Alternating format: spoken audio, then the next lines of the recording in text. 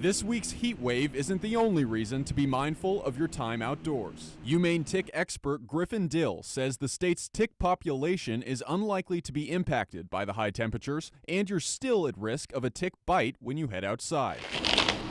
All ticks, the deer tick included that we have here, have proven to be relatively resilient to these extreme temperature fluctuations. In fact, Dill says now is the time of year that young ticks are most abundant. Those tiny little nymphal deer ticks, those will peak towards the end of June and into July. We're also seeing, high numbers of dog ticks at the moment as well, because again, they are so hardy when it comes to these high summer temperatures. However, you may see less of them during the middle of the day when the sun is highest in the sky. Our activities certainly change when it's oppressively hot and humid, and the ticks' activity will change somewhat as well, but that doesn't mean that they're going to disappear. And while it's unlikely to affect the state's tick population in the short term, Dill says if weather like this continues throughout the summer, ticks could start to die off. If this extends into a season of hot, dry conditions, then we start to see the potential for some impacts on the population as a whole. But it's still important to safeguard against ticks, no matter the temperature.